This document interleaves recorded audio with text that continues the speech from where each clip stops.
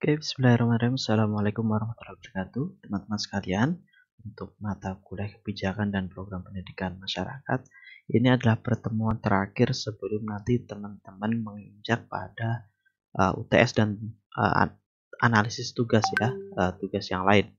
Jadi,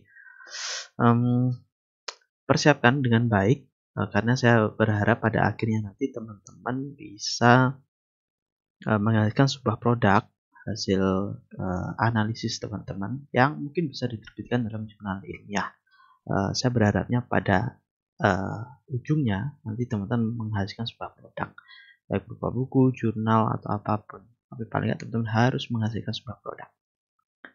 Oke, teman-teman sekalian, sebelum kita nanti mungkin minggu depan membahas mengenai tugas, ini adalah pertemuan terakhir mengenai teori. Jadi teman-teman akan lebih banyak mengerjakan tugas mandiri di pertemuan yang selanjutnya. Oke teman-teman, materi kali ini adalah analisis dan pergeseran kebijakan pendidikan masyarakat. Program pendidikan masyarakat sangat banyak sekali. Salah satunya adalah keaksaraan fungsional ya, atau program keaksaraan. Dalam Undang-Undang 20 tahun 2003 disebutkan salah satu program dari pendidikan non formal itu adalah pendidikan keaksaraan. Yang kita kenal saat ini nama programnya adalah keaksaraan fungsional. Nah, saya ingin memberikan gambaran pada teman-teman mengenai pergeseran kebijakan. Jadi teman-teman nanti bisa lihat histori dari studi kasus pemberantasan buta aksara dulu ya namanya. Oke, ini pada saat awal presiden pertama kita mengenai pemberantasan buta huruf ya namanya dulu. Mengingat pada saat itu Indonesia sangat rendah sekali penguasaan literasi baca tulis pada saat itu, sehingga menurut presiden saat itu adalah sebuah program yang sangat fundamental, terutama dalam meningkatkan sumber daya manusia. Nah, kita lihat teman-teman di sini. Begini, ada dibagi menjadi 4 era ya, era pra-kemerdekaan, era pasca kemerdekaan, kemudian Orde Baru dan Orde Reformasi. Nah, teman-teman pada tahun 42 kurang lebih ya, pada saat penjajahan Jepang pada saat itu, masyarakat Indonesia itu kurang lebih hanya 7% yang bisa baca tulis. Bayangkan teman-teman, sebuah negara berkeinginan atau bercita-cita menjadi sebuah negara yang merdeka, maju, berdaulat, tetapi tingkat buta aksaranya sangat tinggi pada saat itu. Masyarakat Indonesia tidak mengenal mengenai baca tulis, hanya ya kurang lebih 7% dari sekian masyarakat ratusan juta ya masyarakat Indonesia pada saat itu. Makanya tidak heran bahwa pergerakan, kemudian ekonomi, dan lain sebagainya termasuk dalam penanganan problematika penjajahan dan lain sebagainya itu agak lamban, mungkin dikarenakan salah satunya adalah tingkat literasi yang rendah. Nah, meskipun itu harus dibuktikan dengan hasil riset yang memadai ya, tapi paling enggak kalau kualitas SDM-nya akan kurang baik, tentu daya pikir dan lain sebagainya juga sejalan dengan hal tersebut. Nah, kemudian masuk pada era kemerdekaan, pasca kemerdekaan. Nah, tahun 45 ketika memproklamirkan kemerdekaan itu pada saat itu 90% rakyat Indonesia itu buta huruf, teman-teman. Jadi bayangkan sebuah negara baru, sebuah negara yang baru memproklamirkan kemerdekaan, tentu memiliki PR yang sangat besar, terutama dalam hal pendidikan, di mana pada saat itu 90% masyarakatnya buta aksara. Tentu ini hal yang sangat menyulitkan. Makanya pada saat itu Bung Karno pun menjadikan pemberantasan buta huruf itu sebagai program penting, dan pada tahun 1948 kampanye buta huruf itu diluncurkan dan Bung Karno itu menjadi pengajar pertamanya. Seperti yang pada gambar yang saya sampaikan tadi. Nah, kemudian pada tahun 1948, pada Juni 48, Kementerian Pendidikan, Pengajaran, dan Kebudayaan pada saat itu semakin intensif gerakan pemberantasan buta aksara, dan itu dibuka di beberapa titik di daerah Pulau Jawa terutamanya ya, di Semarang, Jogja, Malang, Surabaya, dan lain sebagainya. Program pemberantasan buta aksara menjadi program yang sangat intensif yang dilakukan di berbagai titik di wilayah Indonesia. Tujuannya apa? Tujuannya supaya masyarakat ini menjadi lebih berdaya dari sudut pandang literasi. Nah, kemudian pada saat itu jumlah kursus yang diselenggarakan pemerintah itu kurang lebih berjumlah 18.000 dengan 17.000 guru dan 800.000 murid.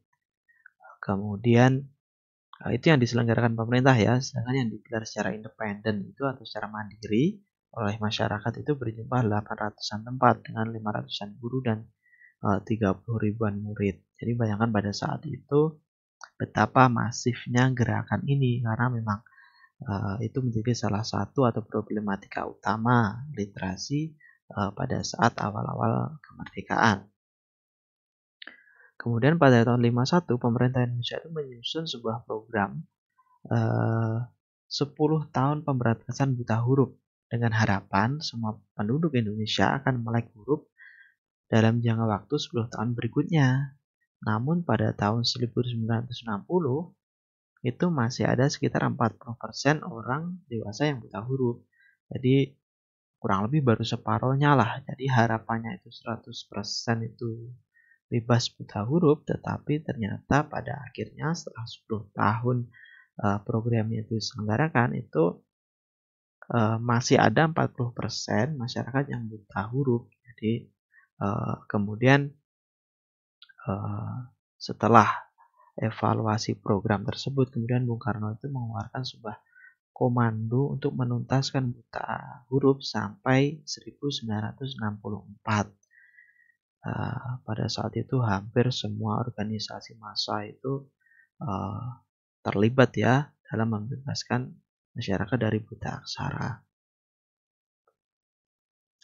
Nah, hasilnya pada tahun 1964, tepatnya di Desember, penduduk Indonesia berusia 13-45 tahun itu dinyatakan telah bebas buta aksara, buta huruf, kecuali yang ada di Irian Barat pada saat itu. Ya mungkin karena kendala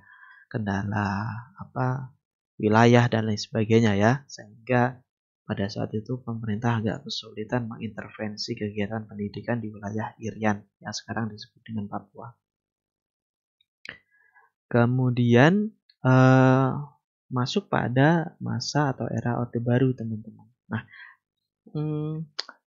pada masa ini pula diluncurkannya program paket A, paket B, paket C. Jadi pada saat itu Presiden yang baru Soeharto itu mengkampanyekan sebuah program pemberantasan buta huruf yang kemudian dilengkapi dengan program paket A, paket B, paket C supaya orang-orang setara dengan pendidikan formal tetapi tidak menghilangkan atau tidak mengurangi kegiatan mereka secara sosial. Jadi programnya ditambah, tidak hanya lagi pemberantasan buta aksara tapi dilengkapi dengan paket A, paket B, paket C. Kemudian tapi ternyata pada saat Orde Baru itu tidak terlalu berhasil gitu. Jadi kemudian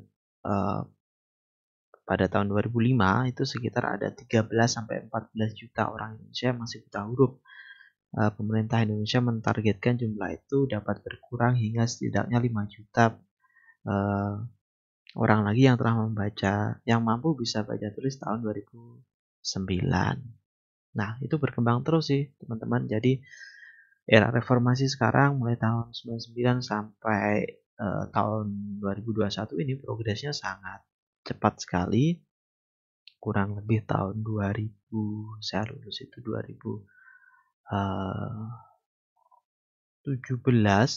sorry, iya 2000, mungkin sekitar tahun 2015-2016 itu buta aksara itu di angka 4%, dan ini info terbaru yang saya terima di tahun 2019, kalau tidak salah itu sudah kurang lebih 1%, teman-teman. Jadi pergeseran kebijakan yang dilakukan oleh pemerintah itu fokus, teman-teman. Jadi ketika sebuah kebijakan itu fokus menangani sebuah problematika, itu apapun bentuk kebijakannya itu dipastikan bisa akan fokus. Karena kenapa? Karena sasarannya sudah jelas. Masyarakat yang tidak mampu baca tulis kemudian diintervensi sebuah kegiatan yang mengentaskan buta aksara, dan sekarang disebut dengan keaksaraan fungsional begitu. Keaksaraan yang tidak hanya bisa baca tulis tetapi juga mengaplikasikannya dalam kegiatan sehari-hari. Nah, maksud saya begini, sebuah kebijakan tentu akan berubah-ubah seiring dengan siapa yang memimpin, siapa yang memberikan instruksi dan lain sebagainya. Tetapi ketika fokusnya itu jelas, ketika masalahnya dianalisis dengan jelas, itu apapun bentuknya, apapun nama programnya, itu akan mengurangi atau menghilangkan masalah. Apapun kebijakannya itu bisa tepat sasaran gitu kan, karena dianalisis dengan sangat jelas.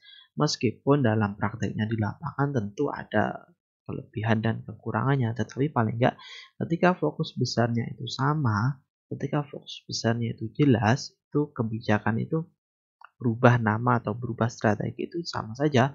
Yang intinya adalah mengurangi atau menghilangkan sebuah problematika. Nah, ini mungkin bisa teman-teman lihat di program-program Penmas yang lain. Seperti apa? Pemberdayaan perempuan, kemudian pemberdayaan masyarakat, kepemudaan, dan lain sebagainya. Seiring dengan berjalannya waktu, kebijakan itu untuk berubah-berubah, dirjennya saja berubah-berubah, kementeriannya saja menangani berubah-berubah. Dulu PLS masuk dalam atau pendidikan luar sekolah, atau sekarang dikenal dengan pendidikan non formal atau pendidikan masyarakat. Dulu di wilayah Kementerian Pemuda dan Olahraga, dan bergeser pada kebudayaan, pendidikan dan kebudayaan. Nah, bisa tidak mungkin nanti suatu saat bisa uh, berubah lagi, karena ya namanya sebuah kebijakan tentu memiliki sebuah otoritas yang dimiliki oleh penyelenggaranya. Jadi kebijakannya bisa berubah-ubah, tapi paling enggak teman-teman bisa belajar bahwa sebuah kebijakan itu ketika fokusnya itu jelas, berubah apapun kepemimpinan, namanya, kebijakannya, dan lain sebagainya, selama objek sasarannya itu jelas, itu akan bisa dikurangi ataupun dihilangkan. Contoh dalam hal ini adalah kasus mengenai buta aksara. Nah, saya kira itu teman-teman, supaya teman-teman bisa lebih belajar banyak, saya sarankan untuk belajar mandiri dan menggali informasi yang lebih banyak. Saya kira itu, terima kasih teman-teman, sehat selalu. Assalamualaikum warahmatullahi wabarakatuh.